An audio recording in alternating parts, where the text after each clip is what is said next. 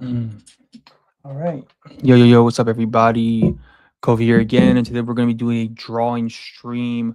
Um, but before we get into that, I wanted to do a special thanks to everybody.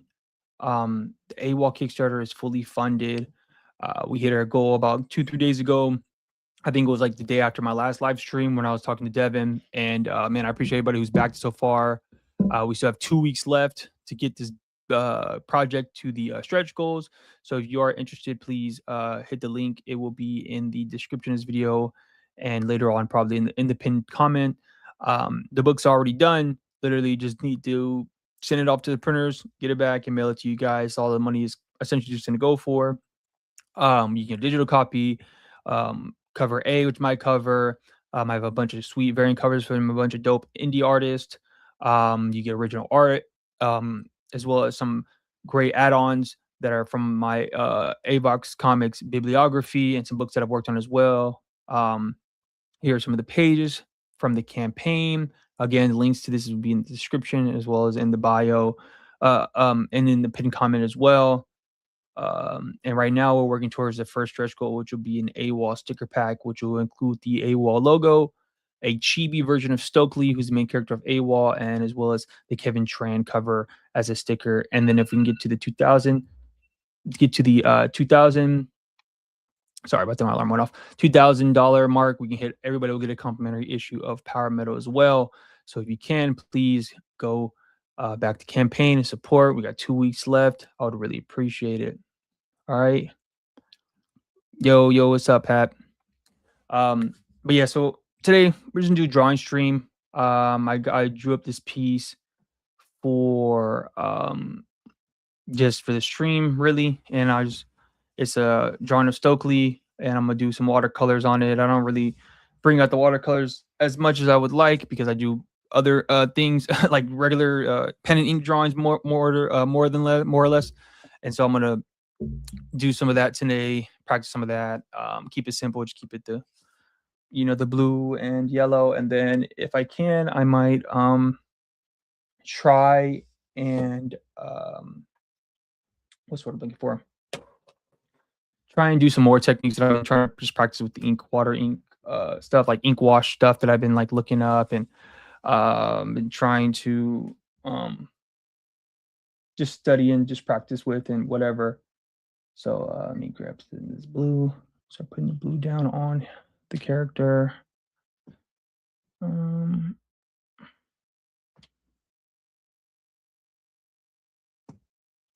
Yeah.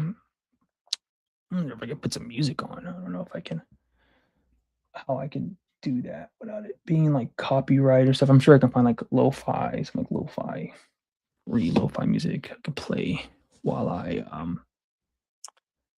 do that. I'm not sure. I don't really use this as much as like I would like, but let me see if I can go to YouTube and see if I can just share the you see copyright free lo-fi music.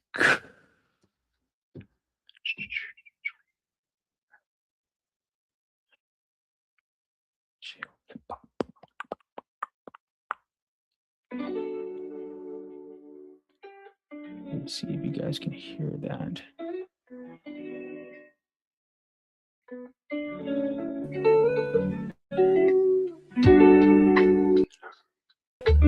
Edit. I will just maximize mine.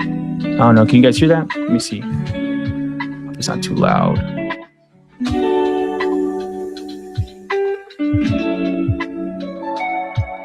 Let's see.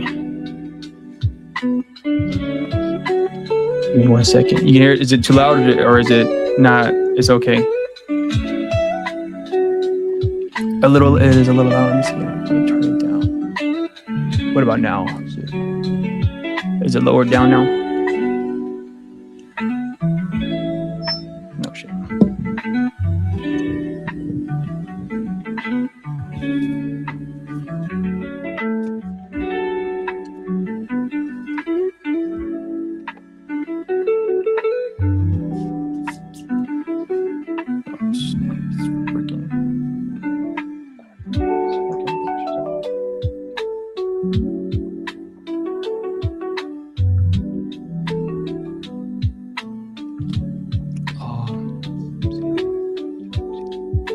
campaign. Yeah, man, I don't know. I mean, this is my second campaign. Appreciate you for stopping by. Yeah, I don't know. I mean, there are a few YouTubers. I don't know how many people are actively like YouTube content creators and like make comics the way I do, like actually like are the cartoonists of it. There's a few YouTubers. I made a video about it a while ago that are there are cartoon people who do like they'll make like a manga, like they'll use their brand on YouTube to help make like a comic or a manga. Like what's that dude's name? Moist Critical. He has a few comics that he hasn't really done anything on them aside from just kind of like producing them and marketing them. Actually, it's funny. I was at this store. It's called Second and Charlie's, which is like a bookstore out here where I'm at. And they actually had one of his comics in like the long box sections that they had, and I was like, what the hell? I didn't grab it though, but I was like, this is interesting. That is, kind of here.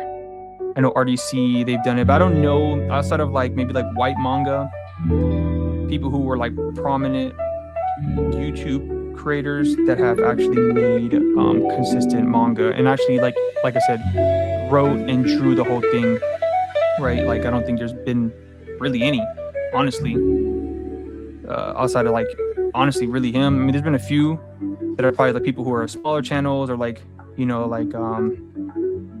people on my level, but not many. I mean, I guess DD Mark is one who's actually somebody I wanted to do a stream about him because he was pretty much my like blueprint for like making my channel essentially.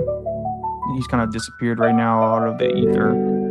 I don't know what he has going on. Maybe he just has like, I think he's in college, so I'm sure he's probably just working on his degree or whatever, and probably just felt like YouTube wasn't doing enough for him. Long term, as far as like a long term, and I don't blame him because YouTube is too inconsistent. Like I just dropped a video a couple days ago, and it's getting like no views. Right? It's so weird how that happens. Like I'll do a video. It really just depends. I can work like the Eric Larson video I did. It got like a lot of views. Got really, a lot of views really fast, like over 100K in like 2 days. And then YouTube demonetized it and it essentially just stopped the momentum from the video. And then it killed pretty much all the AdSense I could have potentially gotten because it nuked the video for it being like, what's the word? Like inappropriate, like, because it was like the themes of it was about Savage Dragon being like a gooner comic at this point. Which I feel like I didn't say really much of anything. I kind of like alluded to some certain stuff and maybe I said the word sex a few times. And I guess it got it demonetized, which is, honestly just childish. Like, it's like, this isn't like, I don't know, whatever. It's not like a video made for kids, but it wasn't like I showed anything or said anything really, really outlandish or crazy. But regardless, and then I dropped a video a couple days ago, and you would think like, oh, all the momentum I got from this one video would lean over to the next video, and it didn't. And I just don't know how YouTube works. Because I feel like every time I do a video where I do like something that's like super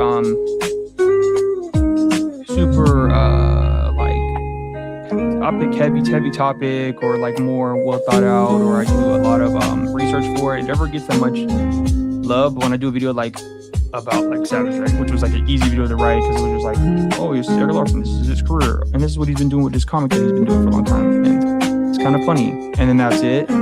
That video, those type of videos do really good.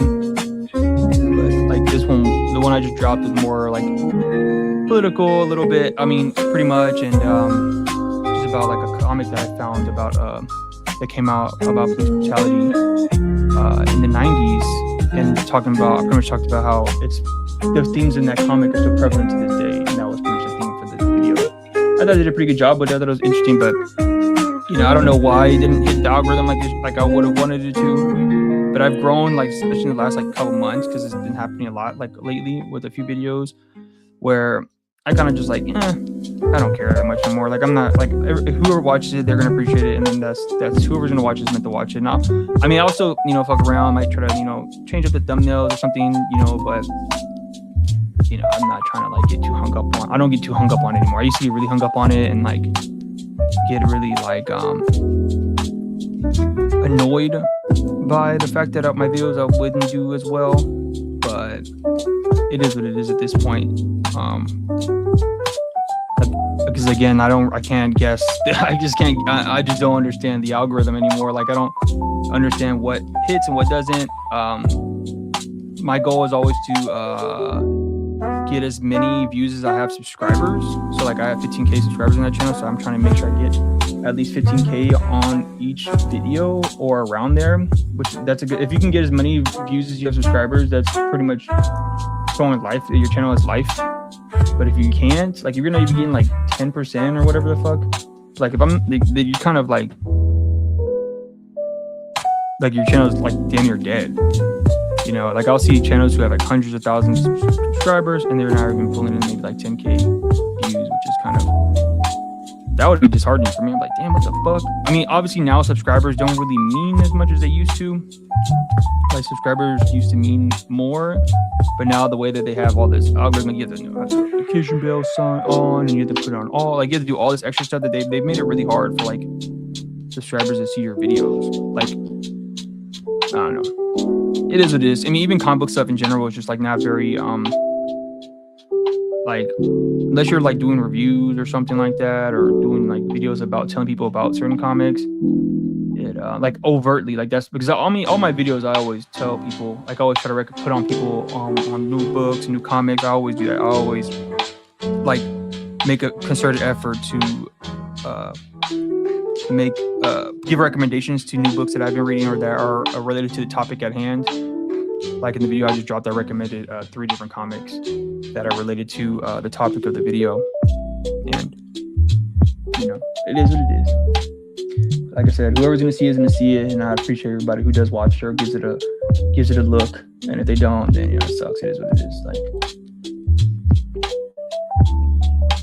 yeah, YouTube is just super weird with their monetization stuff and their and the way they kind of handle all of that. And it's fucked up how they do it, because they won't really ever give you an explanation until after the fact. Like, oh, we demonetize it for this, and then they don't really tell you like, oh, like what is the specific thing, so I can maybe go and edit it out or take it out. They don't really tell you.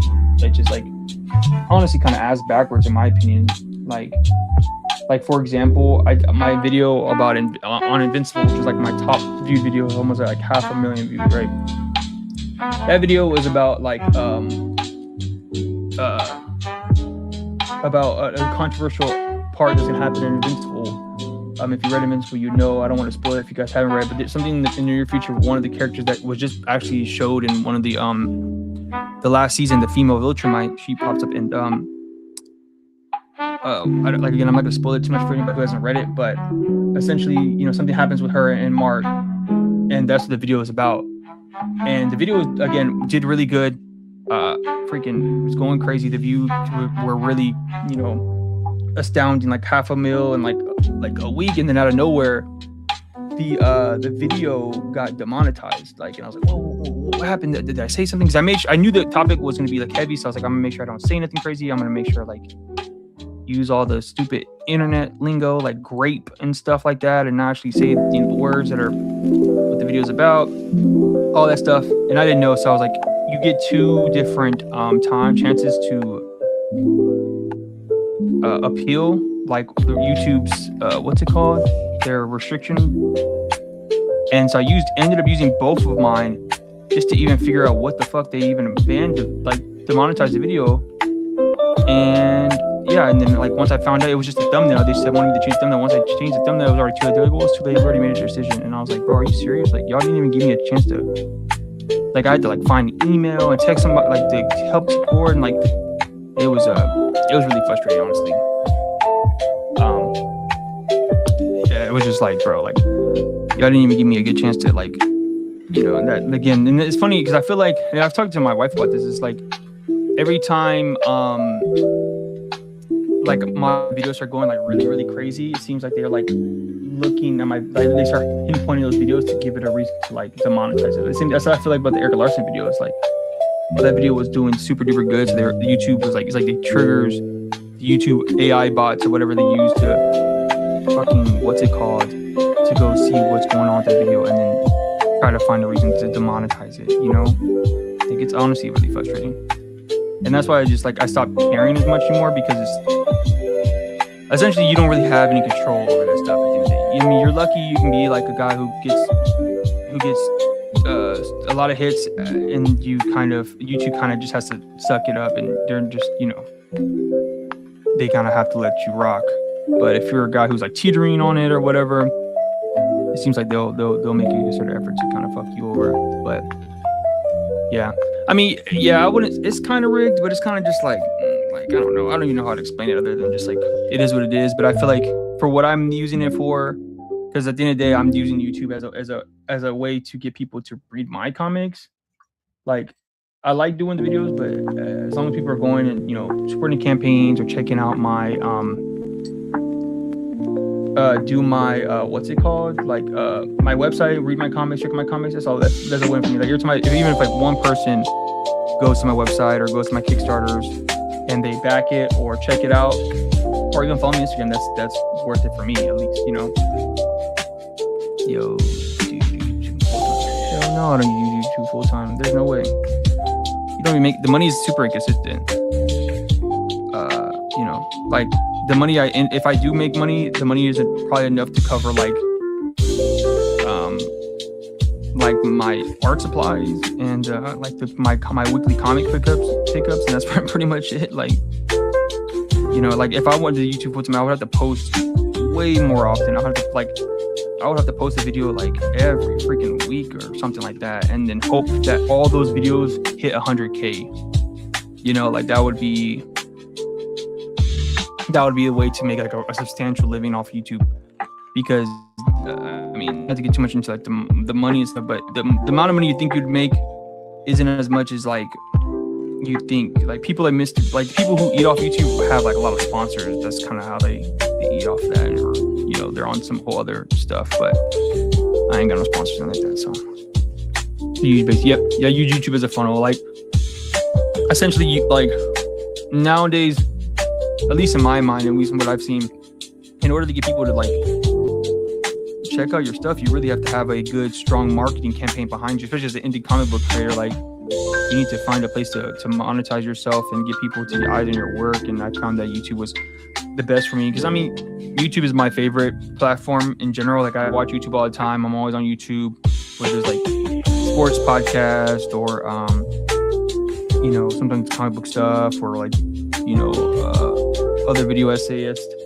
I'm on there just watching them do their stuff, so that like it kind of dawned on me, it's like, well, I might as well just do this too, because I already know how YouTube kind of works. I already like how thumbnails work, how kind of like the algorithm machine a little bit, like kind of like what works, what doesn't work, and what works for me. I remember when I first started, I was doing like the cartoonist kayfabe type deal, where I would read a bunch of my comics and kind of talk about them, but I realized quickly that I didn't really have as much knowledge as I would have. That would be appealing for people to pick up my stuff. So I was like, you know what, I'm just gonna make video essays about like topics that are related to comic books, and do some like intersectionality, like where I'll either connect certain comic books to like political ideas or issues, or interesting, like I'll comic book lore, like I'll find funny, interesting stories, and then I'll put it into like a comic book. Like I did a video about a guy who went to jail for making a comic book, Mike Diana, My Friend Dahmer, which was like one of my first videos that really did really well. I did a video about Pipacho, which is a manga, which is like a crazy manga that's like kind of like Adult Swim, early 2000s Adult Swim-esque, but with like actual like message about like not flattening cultures to like the bare minimum. Like it's about a kid who is like a otaku weeb, and he essentially thinks that like he ends up going to Japan and gets like a culture shock that not everybody in Japan actually like talks how people do in animes, and how like all that stuff he watches in manga, reads in manga and watches anime, and then there's a character in there who is from Japan, who's like the opposite, who's like all into like black culture and stuff and hip hop, and he thinks that like what he sees in hip hop and rap music videos and stuff is like what America's all about. And it's kind of an interesting and funny manga about that. Outside of like, there's like other things that happen in there, but that's like the main theme about like not flattening cultures to what you see on like popular media and stuff. I need to get on that YouTube game. There are A reason even big creators have sponsors for any kind of long-term form. Yeah, they use sponsors or they have like Patreons and stuff. Which I have a Patreon, and I try to be on there as much, but it's like hard to incorporate like new social media things into my already routine. But I've been doing like I'll use my Patreon. I post like early access to videos and uncut videos. Like if I have a video that has like the Eric Larson video that I put like actual pictures of like the things I was talking about like all the Gunner stuff and like the pages that he was drawing in that video, but I didn't in the actual YouTube cut because for obvious reasons. Like I didn't want it to get demonetized for showing all the nudity that he was drawing. Yeah, YouTube is interesting though. Like I mean, like I said, it will work. Like just because you don't have a lot of followers on YouTube, if you have like a solid 1,000 people, like my goal originally was like, okay, as long as I can get 1,000 people to come and watch my videos every time I drop a video, it will that will drive traction to me and to my stuff. And as long as I keep getting better as an artist and writer and it will pay off in the long run. So yeah, I mean, you're a dope artist too. So if you do YouTube, it will definitely help out a lot. Sorry.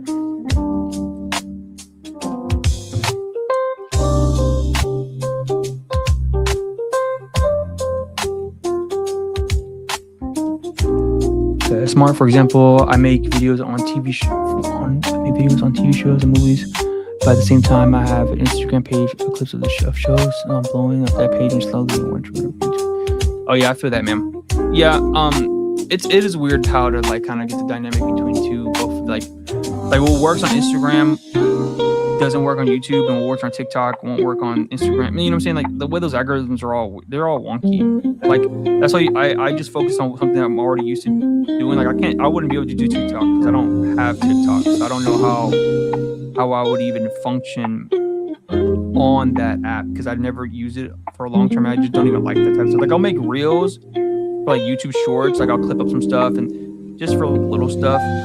But those don't really have long-term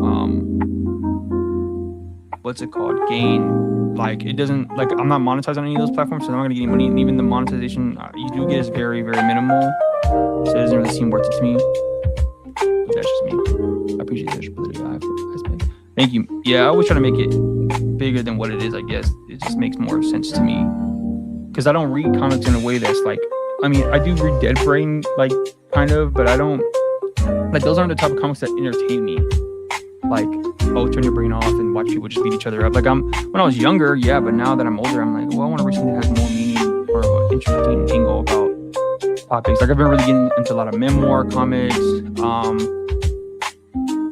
slice of life stuff, things that are I like fantastical things, but nothing too crazy or that's super outlandish that doesn't even make any sense anymore. But I read a lot of different comics. Right now I'm reading this manga called Evil, which is EVOL, and it's by the guy who did Search and Destroy. He did a bunch of different manga, and I think one's called Bambi, and he's in a lot of different manga, and it's about these kids who essentially all ended up trying to end their lives all at the same time, all by happenstance. It wasn't they planned it out, and they ended up all none of them died, and then they ended up gaining superpowers, and the pretty much essentially using their superpowers to freaking they essentially are using their superpowers to end up just destroying the world essentially.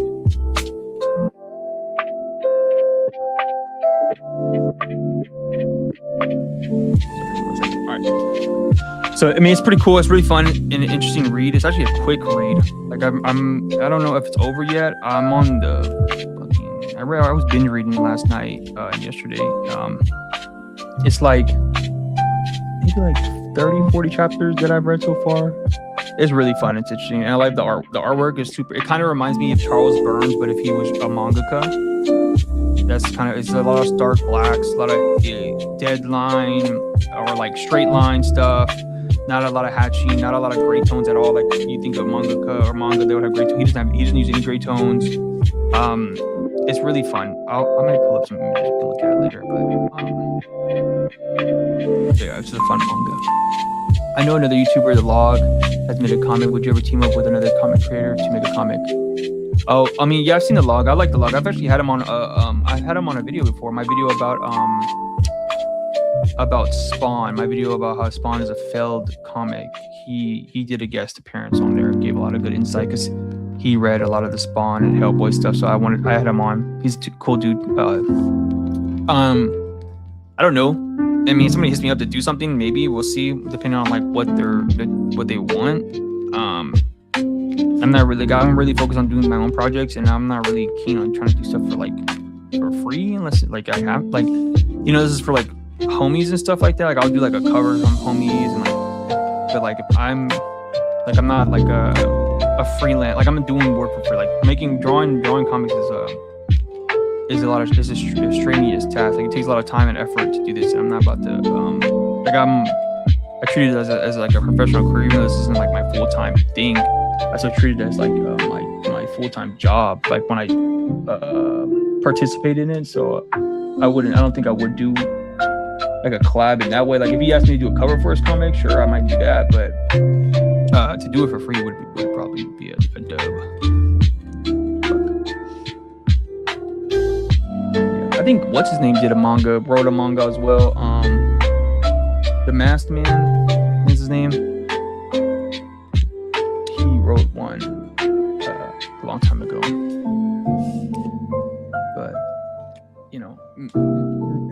But this isn't a shot to like Jordan or the Masked Man, but like I feel if you're not a full-time like comic book person, like creator, it's not as easy as it is. Like people think it is.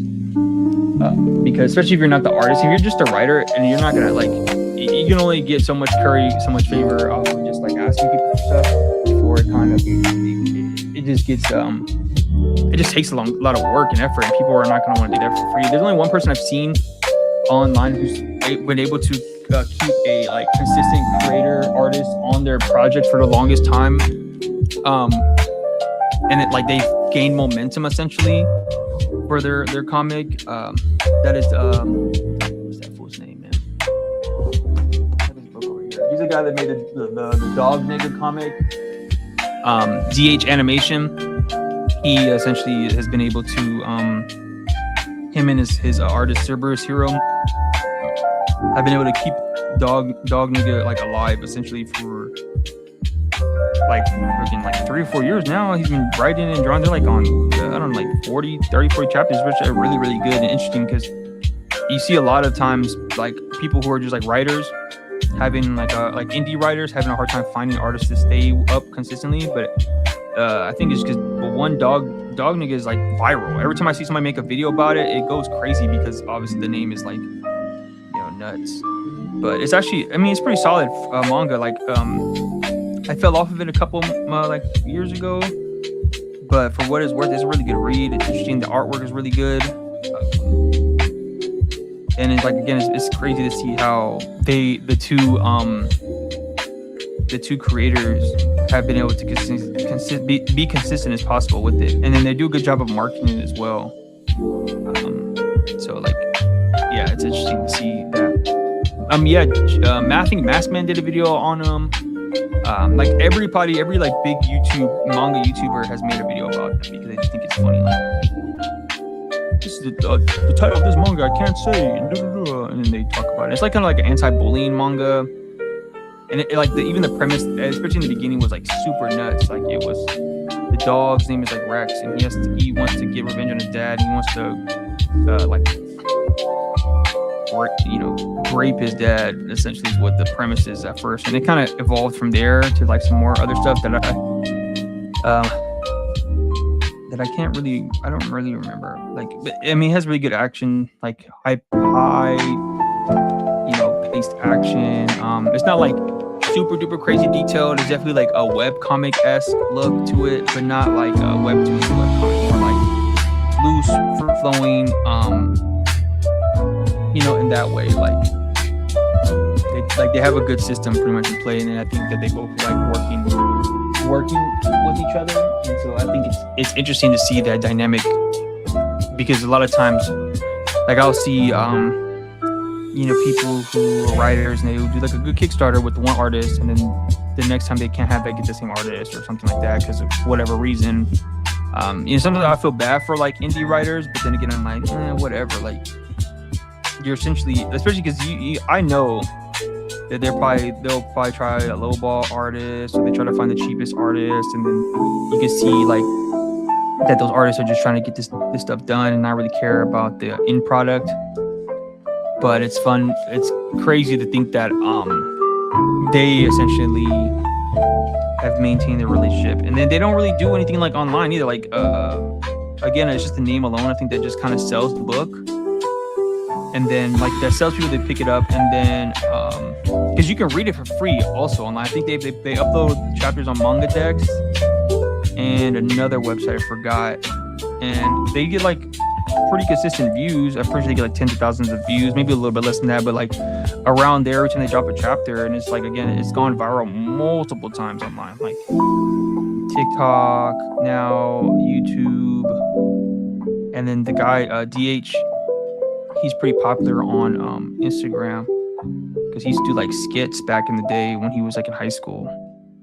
Yeah, he's pretty cool. I talked to him a few times online, but yeah, so that's like the only real artist-writer relationship that I've seen indie-wise that's lasted, that isn't like part of a mainstream public image or dark horse level publisher or anything like that. So, but like a lot of these other YouTubers, I don't think they're gonna be able to find it. Like that's a rare occasion to find an artist that like one, like, because with that story, which it's pretty interesting, honestly. Now I'm thinking back about it, it's interesting because what happened was with them, DH was drawing it at first, and then Cerberus Hero ended up hitting him up and was like, yo, I want to redraw this for you on some like how One Punch Man pretty much came about. It's literally what happened with them, and so it just kind of went from there. So he was already like, DH was already doing it himself regardless, I guess, which is pretty good. And then it ended up getting actual like a better artist to finish it out and to bring it to life. So yeah, it's pretty cool. I think it's pretty cool that they were able to do that and then to maintain it. And I don't know where they're going. I thought when I was reading it, I thought the series was going to end soon, like where I was at, like after like 40 chapters, but it's still going on. So I'm interested to see where they go from here, I guess. I'll probably catch up on it eventually in the near future. But it's an interesting read for sure. I'd say that. But yeah, I've been reading. But yeah, like I said, I've reading that manga called Awol. I just finished reading. I was reading. Like I'm doing research for my next comic that I'm gonna be doing after Awol. I'm doing a superhero comic next. That I'm hoping to have out by the end of the summer. And but I've been doing research on like certain books that I kind of want to get the same feel for. So I've been reading Ghost in the Shell, which I actually started reading last night, and I honestly did not enjoy what I was reading. It was very like it didn't make any sense to me. Like after I'm like, I'm gonna keep reading it, but we'll see. And then I was reading, I just finished reading Baki. Yo, what's up, Josh? I appreciate it. I started reading Baki again to get just a feel for just the vibe I kind of want to go for my next comic. How many pages do you think you draw in a year?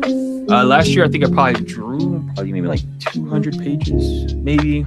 I'm trying to think. I probably drew like maybe around 200 pages or so.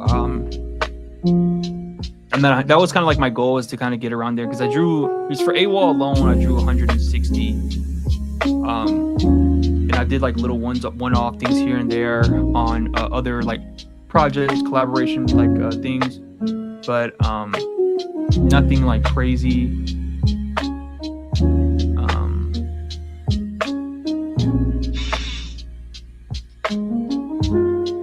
Sorry about that. But yeah, I don't know. Probably like how many pages have I drawn? Yeah, I would say, yo, what's up, Ichthus? Yeah, I would say probably like 200 pages or so last year. I'm like trying to think if I did anything before I drew Awol. I don't think I worked on anything else before that. Hey, I appreciate it, man. Appreciate it.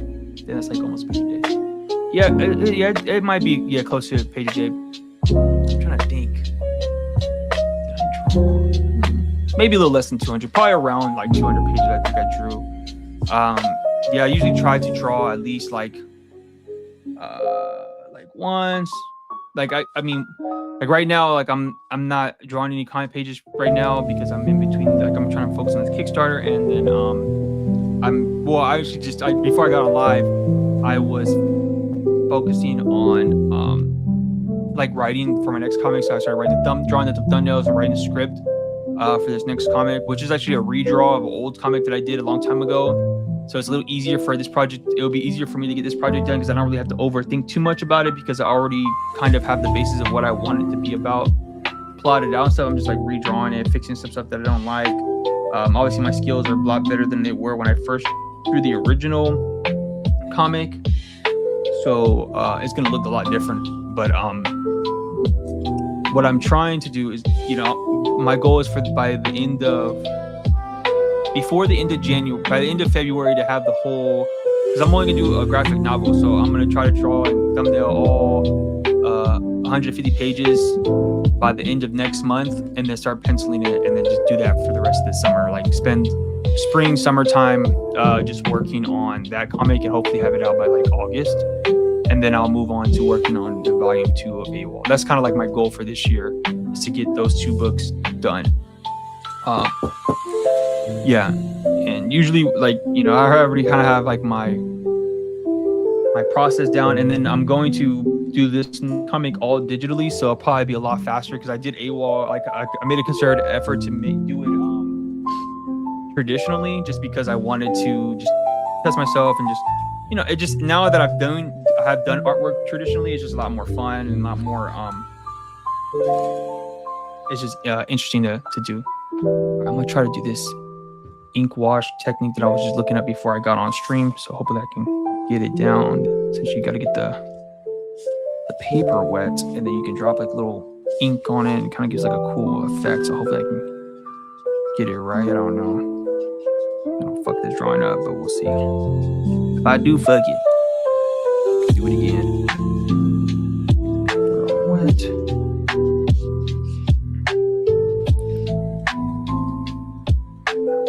What about you guys? What are y'all's goals? All the cartoonists and people in here, like, what are y'all's cartooning goals for this year? Like as far as pages or projects? Like Ace, are you still doing Hell? Like I was really enjoying that when I read it. I know you're doing the comic with Log. So are you still going to be doing that, or is that what you're working on now? Or what about you at this?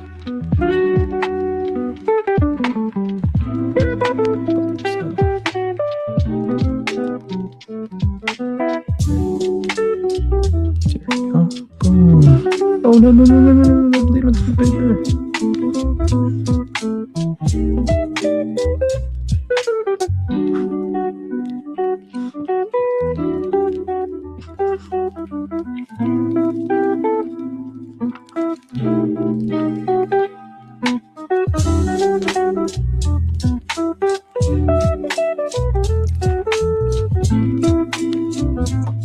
I don't know how I feel about that, but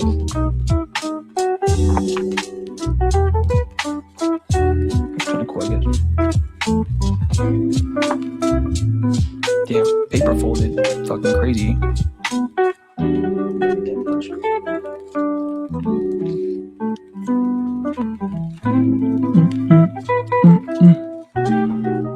Shit. But yeah,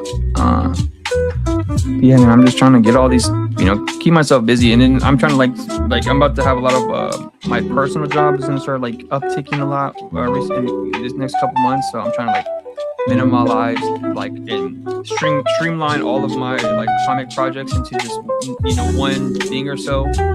Like I don't want to back and forth between doing like random or new different stuff just because I want to keep it simple. So I know what I'm always working on constantly, you know. I just want to keep it simple, keep it just AWOL, and then the just super cool project, and just kind of work on those for the next couple years, and just do something long term.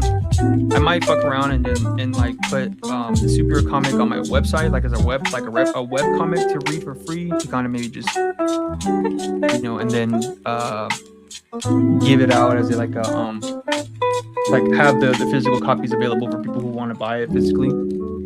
Just because, you know, why not? I don't think I'm gonna have time to be doing any more Kickstarters here either. Like,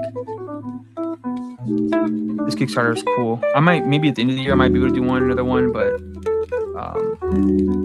I might not. We'll see. Danger watercolor. Yep. Especially when you don't use watercolor often. It's kind of like, oh. But, I don't know. I always like trying to do different things and stuff when I have all these fucking art supplies. I might as well try to use it for something cool. I'm working on a comic, La Bamba. I'm also writing on the side of a fan-made comic series. Eventually want to write my own comic.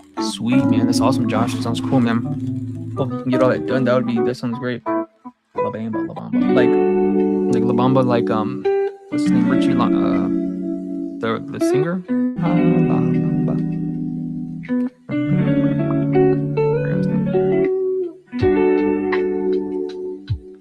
I like horror too. I want to do a horror comic in the near future as well. Probably like next year, I'll probably do something like that. Horror is always fun and interesting to play with, because you can do so much different things within horror. Like you can make a horror action, make a horror comedy, make a horror drama, make a horror.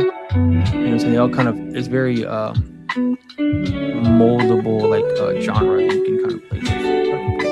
Like that's why things like Sinners works. Sinners is like a horror / vampire genre movie with you know, historical stuff and black culture, and you know, there's an interesting intersection between those genres that I find pretty interesting.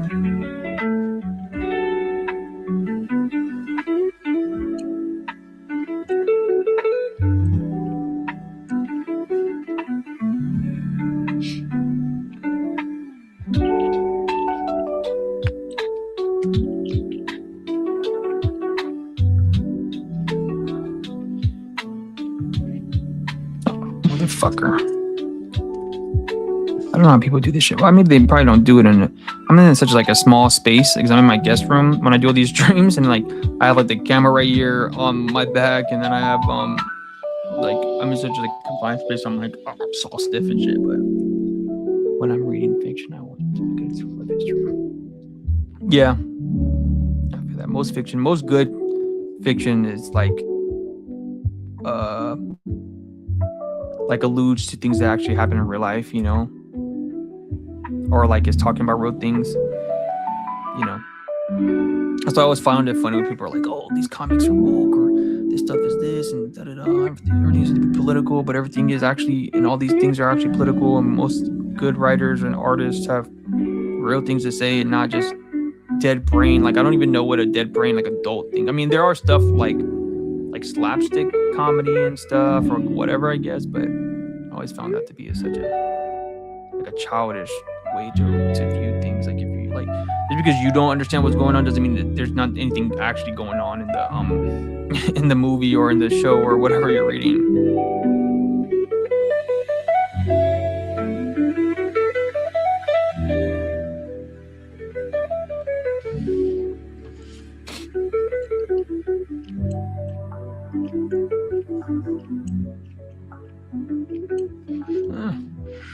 Shit.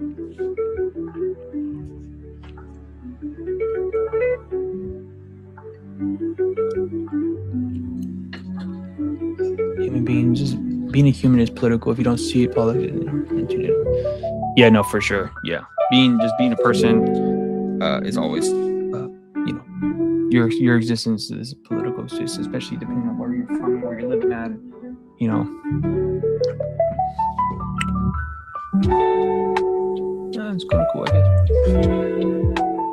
Still gotta practice on that wash technique a little bit, but I don't know. I might just like put some white ink around it to kind of give it more of a I don't know, like make him look like he's glowing around a bunch of dark spots, but I'm gonna let it dry up a little bit. Fucking use watercolor more. Everybody's watching, don't forget to like the video. I'd appreciate it if you guys liked it and get some stuff going. Again, I am running my Kickstarter. We are fully funded. Still have 2 weeks left to back. So if you can, I'd appreciate it if you would give it a back. That would, you know, maybe we get some of these stretch goals. That would be super dope. Get the sticker pack and or get to the Power Metal, which is a magazine that Awol is actually featured in. So if you guys can click that link, I would really appreciate it. But yeah, this came out cool, I guess. Just wet and let it dry up a little bit. What's going on, man? It's supposed to get cold here tonight. Hopefully not. I might get on stream again later tonight, but I think later. How much for the stretch goal? Stretch goal is $2,000. Well, the first one is $1,700. So I'm about like $100 and something away from the first one, like $170 away from the first one, and then I'm over for like the $2,000 one, probably like $500 away from it. So we'll see. A lot of people like to wait until like the to last week and whatever, and I don't blame them because sometimes you don't know what your money's gonna look like and whatever, and so I'm just grateful that it got to the funding goal. So the stretch goals would just be nice to have for just to get everybody else's extra stuff and whatnot. I always find stretch goals to be pretty cool, and to give away and whatever. Like I don't know, for me when I do Kickstarters, I always want to give people extra because I just feel like it's just nice to do that because I think a lot of times when you're doing a Kickstarter and you're back Kickstarter, there's always a risk for people to fuck you over. And I try to make a point that I wouldn't do that. And then on top of that I'm gonna do more because at the end of the day, like I'm not trying to like I'm not trying to be like a rich artist. Like I just want to be able to make my projects in the most financially stable way as possible. Like I'm not gonna try to go broke to like print these books, but I mean if these resources are available, which is like Kickstarter, crowdfunding and stuff like that, I'm gonna use them. So, but even with my last Kickstarter, I essentially like I gave people like 2-3 books for free, and so I guess that's what I kind of want to do. Well, most of this time I just didn't have another like book to give out aside from the Power Metal, which I think that would be a cool book because it's not just my art; it's other artists that I've been in community with and talked to, and whose work is really really good. Like you can read Power Metal right now for free on the Power to the Panel website. So if you guys are interested, go to that and you can read the Power Metal. It's a really good book. I actually did the cover for it, which is this cover. Let me pull it up real quick. Let me just pull it up on my Instagram. But it's a cool thing. It's kind of like just a new Shonen Jump type anthology. Think of heavy metal, think of Shonen Jump. That's kind of what we're going for with this magazine. We're not like which is a bunch of indie artists who are committed to doing the stuff. So this is the cover I did for it. I kind of was going for like a I don't know. I think I saw like a cover, album cover, and I was like, man, this is pretty cool. So I kind of use that as inspiration, and then try to do a minimalist palette with the colors, and then add some cool glowing effects and whatnot. So that was kind of what I did with this cover. Yeah, I did it all. I don't know. I did it in pretty short time. Like it was fun. I did it a while ago, and I'm just glad that it's finally out. So, hell yeah. Yeah, you can download it for free. The Power to the Panel website. Love the purple yellow. Yeah, purple yellow works really good. The Lakers color. I like your main video cops. Yeah, I like that video. I did a pretty good job with that. The cop video. I feel like it kind of hit the points I was trying to make I appreciate you for watching that video, Josh. Damn, where's my lighting? Okay. Yeah, I was trying to like I said in the video, there's so many people that are like kind of down and out with all the ice stuff and things that are going on right now. And to me, it's like, well, this is kind of what's been happening. But now that you guys are at least aware and politically awake, let's try to do something different this time around. So hopefully that people who are getting more involved with these politics, I know that like politics are super heavy, and I have like a somewhat of interest in it, not even in a real way, but just kind of because I feel like I have to at this point to be like I can't be dead brained, uh, off politics because it's just like irresponsible, especially as a grown adult and as a person who has kids who I want them not to have to grow up in a fucked up society. So, um, trying my best to be as politically inclined and involved as I can. Right now, for me, what that looks like is just like voting, paying attention to what's going on in my local neighborhoods, and then hopefully in the near future, once my kids get a little bit older, I can start trying to go and volunteer at like shelters and stuff, and give back. I donate all the time. Like that's to me, that's not really hard. Like I'll do the library, the little lending libraries. I always drop off books there. Like if I have extra books or like we have books that we don't read anymore, like our kids' books, we drop them off at those. Comic books, I'll do that all the time.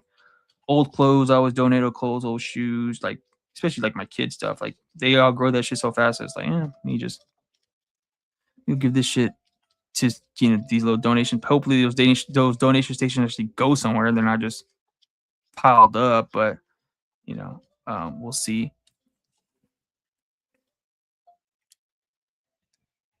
It's heavy.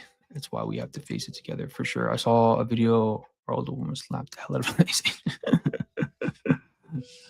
fucking nice guys are fucking dickheads, dude.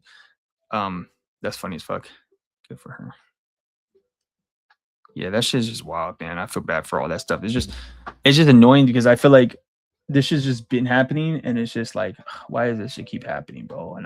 But also that also frustrates me, and this might be just me just being an ass about it, and asshole is just like, well, this is kind of like the stuff that's been happening to other people. Like, I grew up in San Antonio. I've known a lot of people who've had issues with like immigration and stuff like that for years. This isn't like a new thing. I mean, obviously it's up on 10 because they're like making a concerted effort to fucking push all that shit to make it look good because it's just a bunch of bullshit anyways. But whatever. Watch the video if you guys want to know my take on it, everything. I don't want to like get too much into it on this stream, but oh motherfucking god, fuck me. Look at that shit. Talking shit. And I got the goddamn wipe it off. God damn it. God damn it.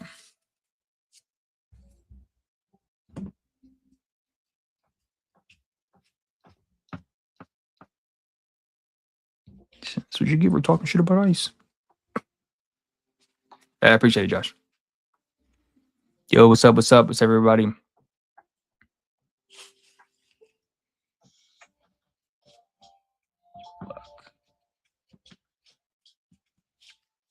Whatever. Fuck it.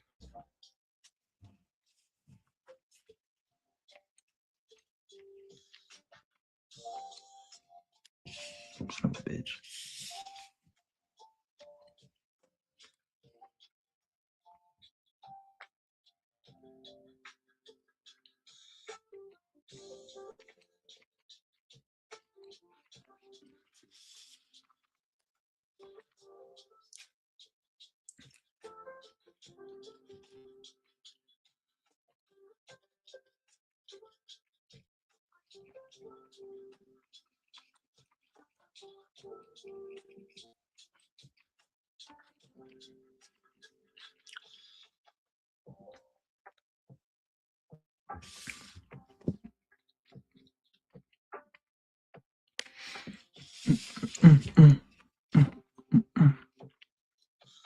Right. Now I was gonna fix that and I'll probably call it a day. Scan this in, I'll post it on my page. Fuck. Let me see how many more blue left. I always like comics made buy loan cartoonists because all of them seem so upfront.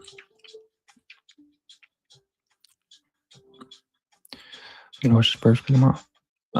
Yeah, for sure. Josh. I don't know if I told you, but I'm definitely from. I'm a Spurs fan through and through. I'm actually going to the Spurs game next week when they play against the Hornets in Charlotte. I'm gonna go down to the game and watch it. That's gonna be that should be pretty fun. I went to Spurs game 2 seasons ago, like Wemby's rookie year, when they played against the Celtics, and I watched them get their ass beat by the Celtics. And I was pissed because I had to get nosebleeds seats because I want my brothers, and they were being cheap and they didn't want to pay for closer seats. I was like, dude, I want to fucking sit all the way up here. But it was still fun. But now I got tickets a while ago to go see them play against the Hornets. So that should be fun. I like the Hornets too. I like LaMelo, so that should be a pretty fun game to watch. Hopefully, I'm just like, as long as Wemby plays, because I don't want him to get fucking hurt. Like, me fuck around, gets hurt tomorrow, I'm be fucking pissed because they have the Rockets and they have the what's it called this week. So hopefully, which I don't see anything happening. I don't know what it is if it does, but I'll be really mad if he does.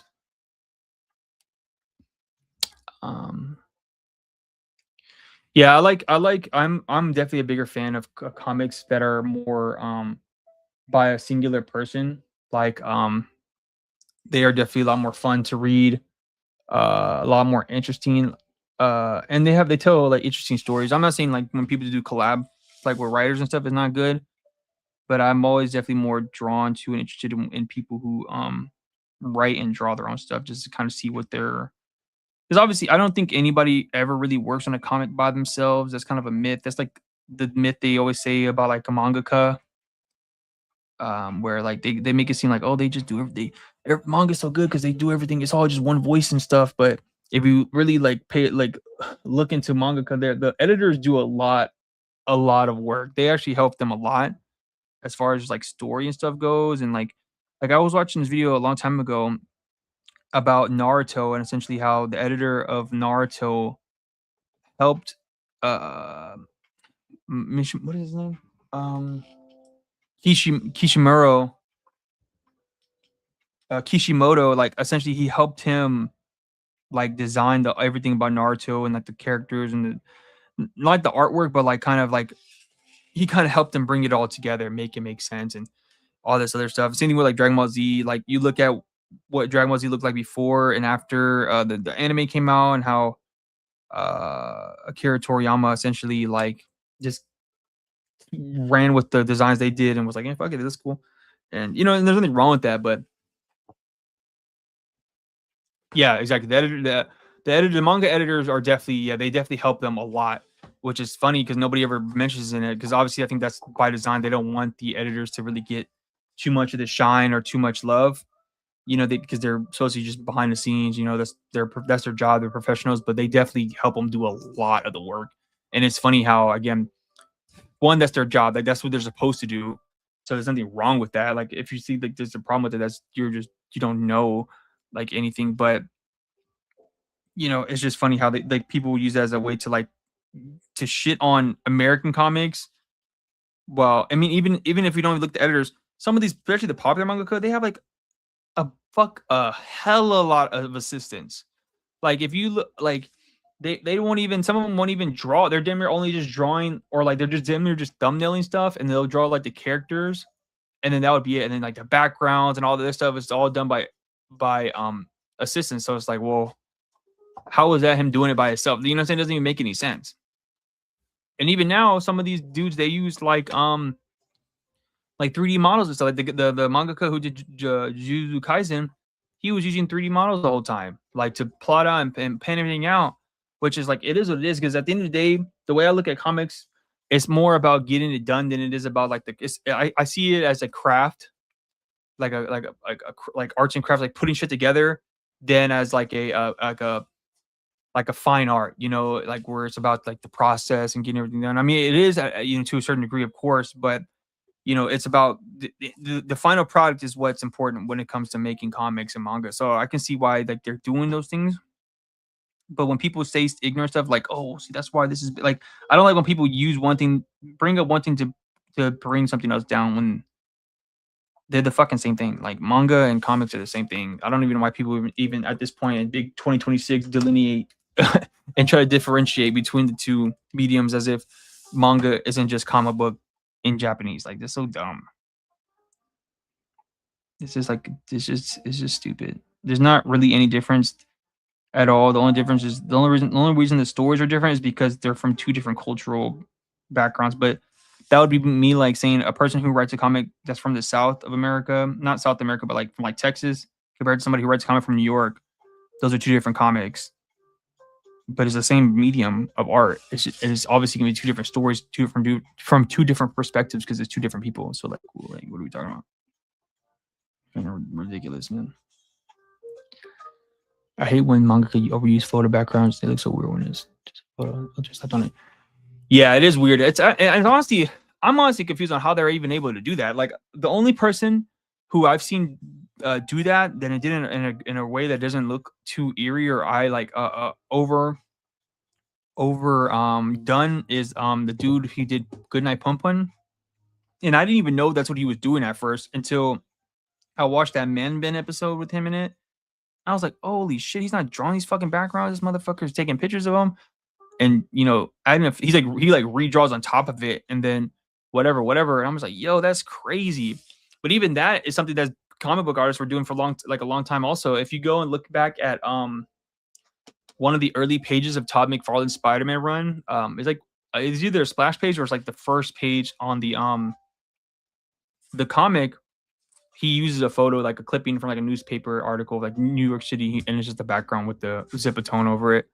So that's like a thing people do, but yeah, I don't like if they overuse it because it can throw it off, especially if your style is super cartoony and then it's weird. Like or the mangaka who did the manga Climber and what's the other one? There's like a vampire one he's doing right now as well, and he uses straight up just brush packs. Like he makes all of the things he designs a bunch of brushes for like the hair of the characters, the eyes and stuff, and then he'll use 3D models and then just like plot it all down. Like that's literally what all webtoon artists do. They're all brushes that they just use and filters and stuff. It's super weird, but at the end of the day, again, it's about the final product.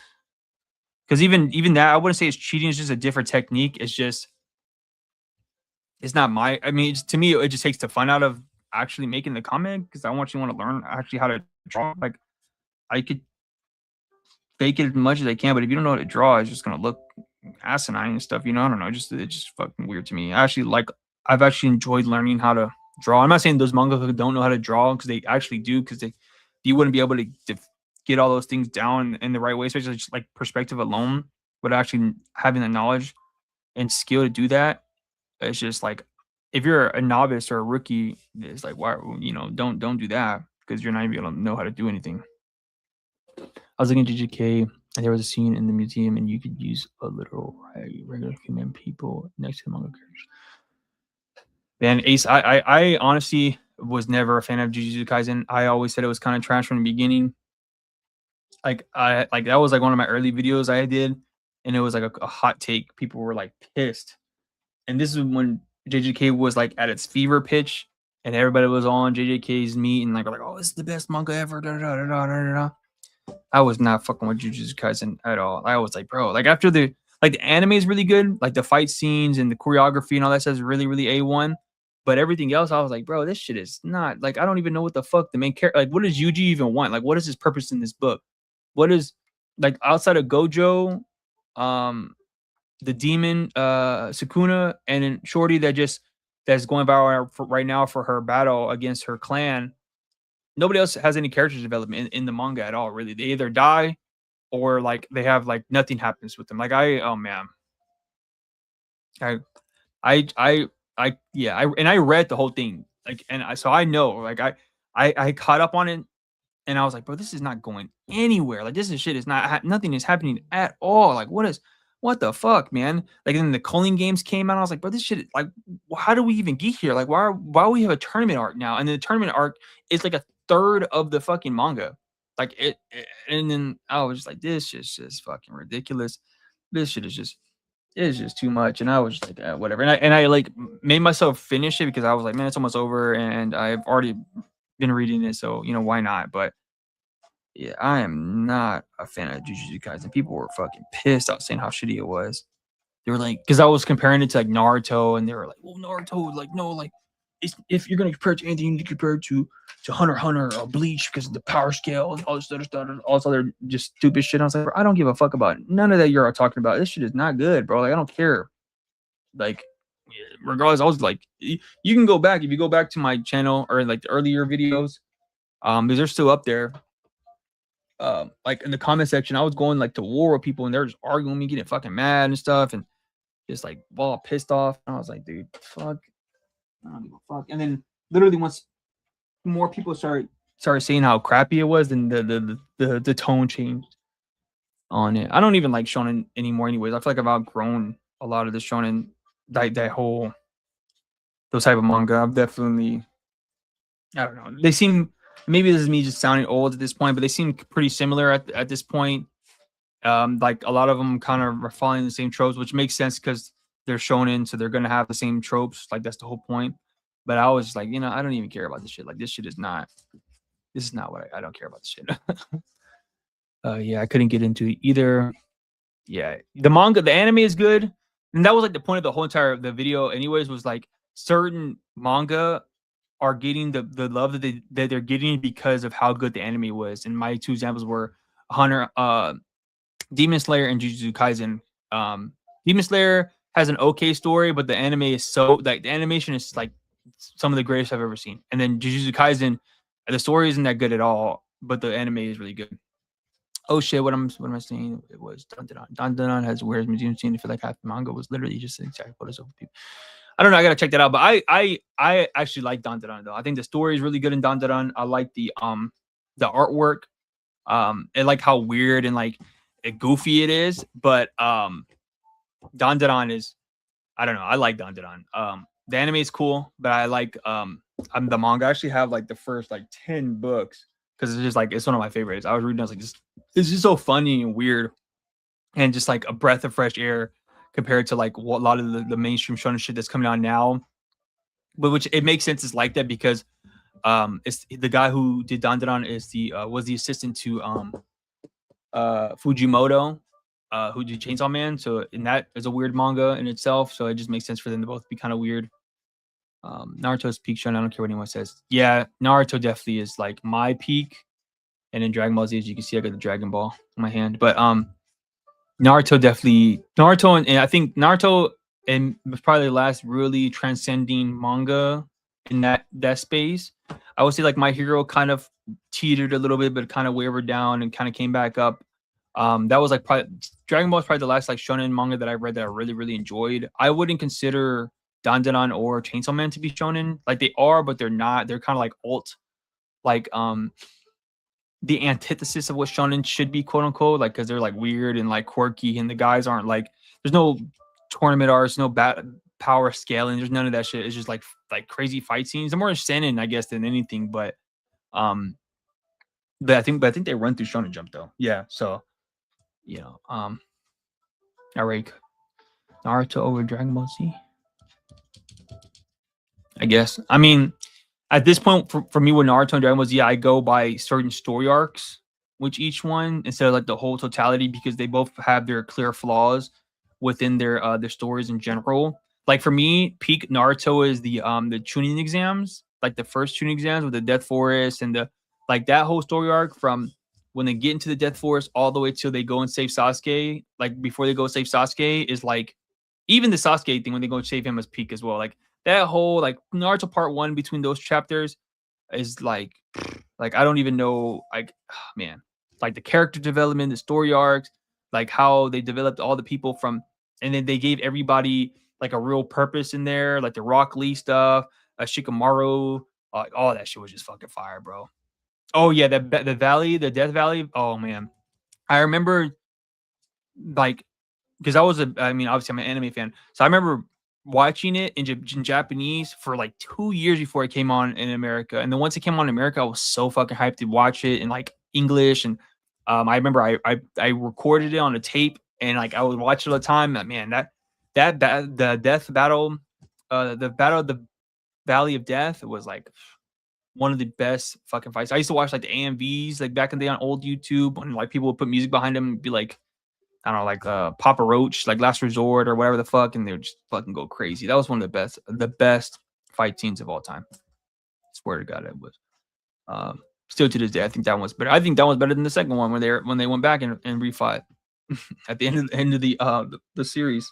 And then with Dragon Ball Z, I mean, there's so many great story arcs, but my personal ones, Android, Cell, Android and the Cell Saga. Those are probably my favorite two arcs because I love Trunks, I love Cell, I love uh Gohan, Super Saiyan 2 Gohan. Like that was probably like the peak for me for Dragon Ball Z. Like Majin Buu arc is cool, but the fusion stuff was like whatever. And then I mean the Saiyan Saga also is really good. I mean it's just Dragon Ball Z is really good too, actually. But personally, I like the Android and the Android Future Trunks and Cell Saga. Those are my favorite three out of the original art. So I didn't watch Super really. I watched all of Dragon Ball, which I really love Dragon Ball. And I didn't watch GT really. I remember GT, but I didn't really watch it, and I haven't really watched Super either outside of the movies, because I'm already kind of past Naruto. But yeah. All right, so this is the piece. I kind of try to fix it. I'm gonna scan it and probably post it later on the page, and then probably post it on my Instagram also. I appreciate you guys for stopping by. I probably will come back on later tonight, and I might do another draw stream. Probably try to drum up another piece I can fuck around with on stream, and maybe do some watercolors, or maybe I just might do a straight ink thing. I have pieces, and then I'm gonna do some other stuff on the stream and look at some cool stuff and talk about stuff more in depth. Again, I appreciate all you guys for watching. Don't forget, my Kickstarter is live right now. We have 2 weeks left. We are hit our funding goals, so now we're going to the stretch goals. Awol is completely done, 160-page superhero horror epic about my main character Stokely, who's a part of the Legionary Corps, and he defects from the Corps and goes AWOL after finding out a dark secret about the group.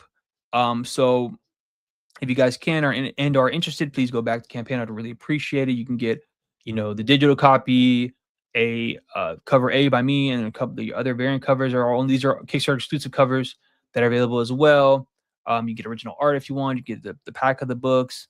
And then there's also a bunch of cool add-ons of comics that I've worked on in previous years, like my Spider-Man bootleg comic, my horror comic, the Tit for Tat, these two anthology books that I worked on with other artists the one called Troll Call. And speaking of Dragon Ball Z, we did a Dragon Ball Z anthology bootleg as well, called Dragon Ball Z Grand Design. Those are all available through the Kickstarter as add-ons. These are some of the pages from the book. Really proud of this book. I think it came out super dope. And if you guys are interested in like a tokusatsu, power up, superhero-esque battles and fight scenes, you might like this comic. Look at this face right here. So yeah, and then now we're working on stretch goals. First stretch goal, hopefully we can get to maybe by the end of this week, will be for the sticker pack.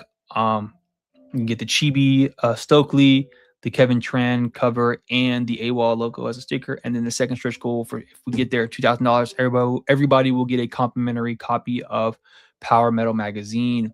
I appreciate you guys for watching the stream. I probably will be on later today. Thank you guys. See you guys next time. Peace.